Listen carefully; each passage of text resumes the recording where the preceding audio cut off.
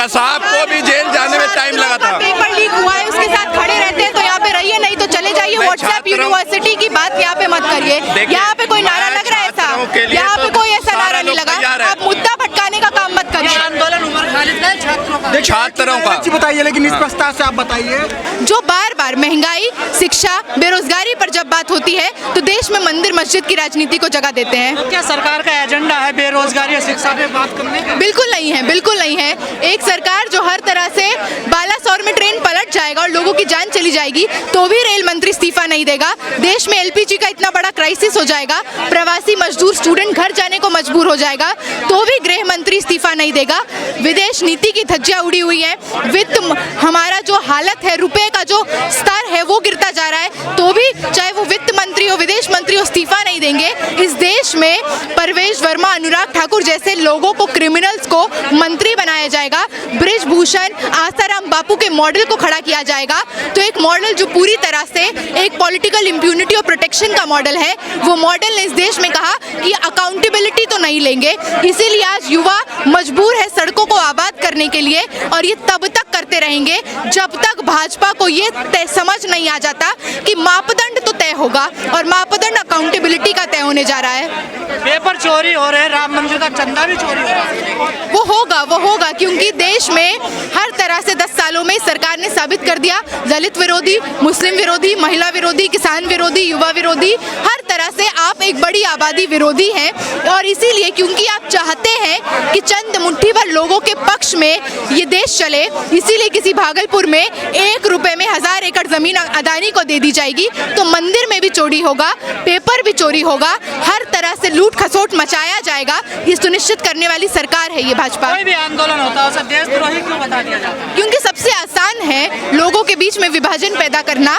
जब कुर्सी पर बैठे लोगों को जनता के गोलबंद होने से कपकपाहट होने लगे, सुखबुकाहट होने लगे तो सबसे आसान है 17-18 साल के 12वीं के स्टूडेंट्स को भी पाकिस्तानी एजेंट बता दिया जाएगा और वो लोग जो हर पहली पंक्ति में खड़े होकर आंदोलन करते हैं, लड़ते हैं सवालों पर, उनके लिए तो और चाइना का एजेंट, बाहर से पैसा आ रहा है, टुकड़े टुकड़े गैंग, आंदोलन जीवी, ये सारे शब्द पिटारे में पड़े हैं सरकार के। आगे की क्या रणनीति है आप लोगों की? क्या करना, क्योंकि इस्तीफा तो नहीं हुआ अभी देखे तो। हाँ, वो सही बात है, लेकिन इस सरकार को अगर ऐसे चाल पे उतरना पड़ रहा है कि बार बार जब प्रोटेस्ट होगा तो आप छात्र नेताओं को, स्टूडेंट्स को डिटेन कर लेंगे। पुलिस में इस तरह की बौखलाहट कि हम कब जंतर मंतर जाएंगे, क्या बस से जाएंगे, अलग अलग तरह से यूपी पहुंच रहे लोगों को डिटेन किया गया।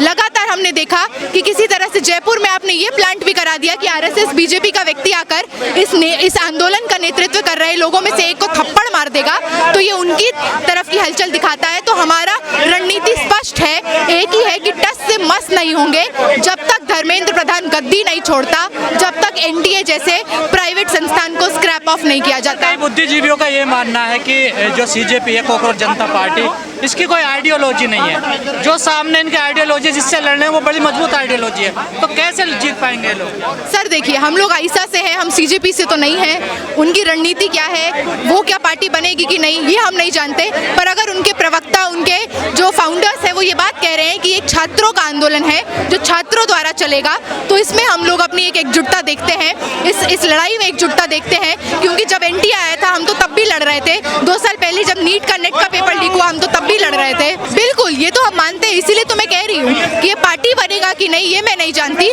पर बनेगा तो ये जरूर। ये सवाल हमारे भी हैं कि आप देश में दलित सवाल पे क्या सोचते हैं, महिलाओं के अधिकार पे क्या आपका कहना है, मुसलमानों के साथ देश में जो लिंचिंग हो रही है आप उस पर क्या सोचते हैं। लेकिन अगर अभी कहा जा रहा है कि ये सोशल मूवमेंट है तो इस मूवमेंट में कंधे से कंधा मिलाकर हम चलने को तैयार हैं जब तक इसकी मांगे एक बड़ी जनता के पक्ष में होंगी। आपको नहीं लगता इसको जाति धर्म में बांट के खत्म न कर दिया जाए? बिल्कुल वो की जाएगी। इसीलिए आपको दिखेगा कि इस तरह के तमाम तत्व यहाँ पे आएंगे जो कहेंगे कि हिंदू विरोधी प्रोटेस्ट चल रहा है, जो आके कहेंगे कि ये देखिए पाकिस्तानियों का प्रोटेस्ट चल रहा है। तो उनको जानने की जरूरत है कि जब वो ये कहते हैं कि हिंदू विरोधी तो पाकिस्तानी विरोधी, तो क्या वो देश में ये चाहते हैं कि हर साल 13,000 छात्रों की संस्थागत हत्या होती रहे? विरोधी नारा नहीं लगना चाहिए ऐसे सब, क्योंकि देश के लिए आप देश में राष्ट्रवाद और देशभक्ति के लिए हम लोग जिंदा हैं, हम लोग तो सेना के लोग हैं।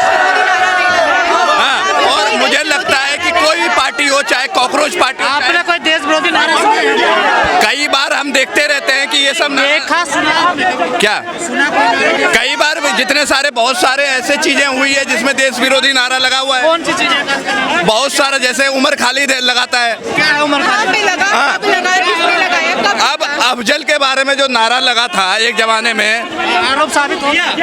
कैसे साबित कैसे होगा? धीरे धीरे होगा ना साबित। 6 साल हो गए। तमाम ऐसे आपको गोदी मीडिया के पत्रकार दिख जाएंगे, ऐसे लोग दिख जाएंगे जो जानबूझकर ऐसे ग्रुप्स में ऑपरेट करते हैं और जनता को प्रवोक करने का काम करेंगे, ये नैरेटिव सेट करने का काम करेंगे कि यहाँ पर कुछ देश विरोधी हो रहा है। हमने देखा यहाँ पे उमर के पक्ष में, सरजील के पक्ष में कोई नारा नहीं लग रहा है। रही बात कि हम उनके साथ क्या मानते हैं, हम तो उनकी लड़ाई में उनके साथ खड़े रहने वाले लोग हैं, लेकिन ये पेपर लीक का मुद्दा है और यहाँ पे ना उमर की बात हो रही है ना सरजील की उमर बात। खालिद को देशद्रोही क्यों बताया जा रहा है? क्या कोई आरोप साबित हुआ उन पे? सारे डॉक्यूमेंट्स जो वीडियोस चलाए गए वो डॉक्टर्ड हैं, साबित हो चुका है। लगातार जिस तरह से उनके अमरावती के स्पीच को ट्विस्ट करके चलाया जाता है, उसका पूरा स्पीच सामने है देश के पास, जहाँ पे वो गांधी के रास्ते पर चलने की बात कर रहे हैं, संविधान को हाथ में लेकर चलने की बात कर रहे हैं। तो ये नैरेटिव उनके लिए ही काम करता है। कान पे जू नहीं रेंग रही है तो शोर मचाना पड़ेगा, बार बार सड़कों को घेरना पड़ेगा। लगातार पिछले 24 घंटे के अंदर खाली 5 स्टूडेंट्स ने आत्महत्या कर ली और ये आत्महत्या नहीं है, ये संस्थागत हत्या है। तो लगातार जिस तरह से हमारे साथियों को जान लेने पर बाधित किया जा रहा है, लगातार पेपर लीक को नॉर्मलाइज कर दिया गया है। तो आज तो यहाँ पे आकर देश भर से स्टूडेंट्स यही बात कह रहे हैं कि टस से मस नहीं होंगे जब तक धर्मेंद्र प्रधान कुर्सी नहीं छोड़ते। जयपुर वाला भी हाल हो सकता है, वो हो ही सकता है, बिल्कुल हो सकता है। और ये तो कर कर भाजपा ने ये साबित कर दिया ना कि भाजपा और आरएसएस देश विरोधी है, भाजपा और आरएसएस युवा विरोधी है।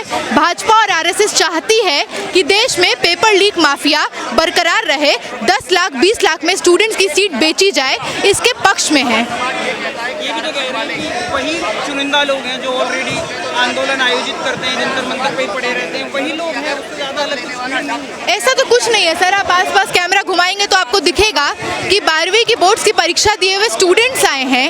नीट का कल पेपर है, लेकिन फिर भी हम ऐसे अलग अलग ग्रुप से मिले जिनका पेपर है, जो अभी आए हैं जल्दी चले जाएंगे। ऐसे लोग आए जो किसी कलकत्ता से, जयपुर से, देश के कोने कोने सुदूर इलाके से आए हैं, क्योंकि उनको पता है अगर वो अभी जंतर मंतर पे दिल्ली नहीं पहुंचे तो उनका भविष्य बेच दिया जाएगा। ये पेपर भी अब आर्मी के भरोसे चलेगा? हाँ, जल थल वायु सारी सेनाओं का प्रयोग कर लीजिए। जब आपको पता है कि इसका रूट कॉज क्या है, आप मुजरिमों को दोषी नहीं ठहराएंगे, आप एनटीए को रद्द नहीं करेंगे, धर्मेंद्र प्रधान को इस्तीफा नहीं देने को कहेंगे, लेकिन आप टेलीग्राम को बैन करेंगे, लेकिन आप कहेंगे कि अब मिलिट्री से पेपर होगा। तो आप तो जो बीमारी है उसका इलाज करने की जगह जो बीमार शरीर है उसको ही खत्म कर देना चाहते हैं। तमाम लोग यहाँ करने के लिए आए हुए हैं। बिल्कुल आए हुए हैं, हम लोग ने तो बिल्कुल इस बात का इंटीमेशन दिया, सब कुछ दिया। पर रही बात पुलिस की भी, पुलिस भी एक तरह से मूक दर्शक बन के देखती है